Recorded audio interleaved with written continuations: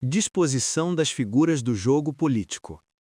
O trotskismo é romantismo revolucionário e o stalinismo é realismo político. Desta insípida antimonia, que ainda ontem servia ao filistino médio para justificar a sua amizade com o termidor contra a revolução, nada resta. Já ninguém contrapõe stalinismo e trotskismo. Agora identificam-nos, na forma e não na essência. Batendo em retirada até o meridiano do imperativo categórico, os democratas continuam na realidade a defender o GPU, mas melhor mascarados de forma mais traiçoeira. Quem calunia as vítimas colabora com o algoz. Neste caso, como noutros, a moral serve à política. O filistino democrata e o burocrata stalinista são, se não gêmeos, pelo menos irmãos espirituais. Em política, em todo o caso, estão do mesmo lado. O sistema governamental francês baseia-se hoje em dia na colaboração entre os stalinistas, os socialistas e os liberais. O mesmo se passa em Espanha, país onde os anarquistas se lhes vieram juntar. Se o independente Labour Party tem tão fraca aparência, é porque durante anos não se libertou dos abraços do Comintern. O Partido Socialista francês excluiu os trotskistas no preciso momento em que se preparava para estabelecer uma unidade orgânica com os stalinistas. E se essa unidade não se realizou, não foi devido a divergências de princípios. Dos princípios, que restou? Mas porque os arrivistas socialistas temeram perder seus empregos. Regressado de Espanha, Norman Thomas declarou que os trotskistas ajudavam objetivamente Franco e, graças a esse absurdo, o próprio Norman Thomas propiciou uma ajuda objetiva à GPU.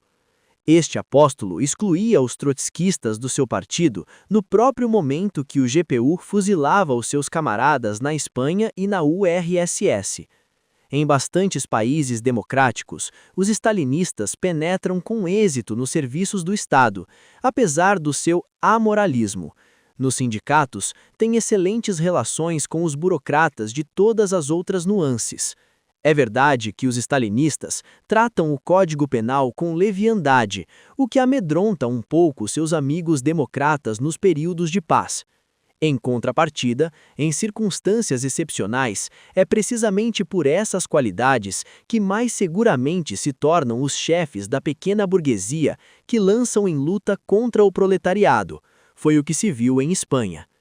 Como era de se esperar, a Internacional Vermelha de Socialistas Centristas congregava com rara felicidade os aspectos de um jardim de infância, de uma escola para adolescentes atrasados e de uma casa de inválidos. Arrastava-se a reboque das velhas internacionais. O secretário, Fenner Brockway, começou por declarar que a inquérito sobre o processo de Moscou poderia prejudicar a URSS e propôs alternativamente que abrisse antes um inquérito sobre a atividade de Trotsky, constituindo uma comissão imparcial que entrariam 5 adversários irreconciliáveis do mesmo. Brandler e Lovestone solidarizaram-se publicamente com Iagoda, só recuaram perante Eijov. Jacob Walcher recusou-se a prestar perante a comissão Dewey um testemunho que só poderia ser desfavorável a Stalin, sob pretexto manifestamente falso. A moral podre desses homens não é mais do que o produto de sua política podre. Mas o mais triste dos papéis cabe sem dúvida aos anarquistas. Se o stalinismo e o trotskismo são idênticos, como a cada passo o afirmam, por que razão os anarquistas espanhóis ajudam os stalinistas a estrangular os trotskistas e, ao mesmo tempo, os anarquistas que continuam a ser revolucionários?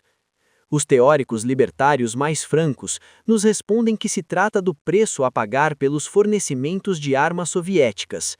Em resumo, os fins justificam os meios. Mas quais são os fins desses senhores? O anarquismo? O socialismo?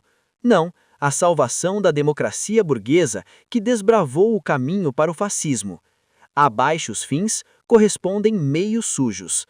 Esta é a real disposição das figuras do jogo político no tabuleiro de xadrez do nosso mundo.